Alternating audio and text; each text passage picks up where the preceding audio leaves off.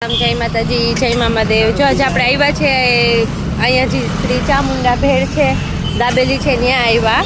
તો આ જે એક્ઝેક્ટ રેકડી ક્યાં આવેલી છે કે સામે જડેશ્વરનું મંદિર છે ને એની સામે જે પટને મેદાન છે ને એની અંદર જે નાસ્તાની રેકડી છે ને, તો આપણે ત્યાં આવી અહીંયા બનાવે છે એ લોકો સરસ મજાની દાબેલી, ભેળ, કટકા પાઉં, પછી અલગ અલગ દહીં પૂરી, મસાલા પૂરી। તો હાલો આપણે એ ભાઈને જ પૂછીએ કે કઈ રીતે બનાવે ને શું છે। તો આ છે આપણે ચામુંડા જે ભેળવાળા ભાઈ છે એની જ પાસે આવી ગયા। ભાઈ, તમારે રેકડીએ શું શું વસ્તુ મળે? ભેળ છે, દાબેલી છે, મસાલા પૂરી છે, દહીં પૂરી, સેવ પૂરી, પત્તા દાબેલી, આખી દાબેલી બધું। તો જો આ રેકડી છે અહીંયા બધું મળી જાય। જો બધું ફ્રેશ જ હોય, કંઈ વાસી કે એવી રીતના કંઈ એવી વસ્તુ નથી રાખતા। સરસ મજાનું બધું ફ્રેશ ફૂડ મળી જાય। અને ભાવમાં કઈ રીતે છે?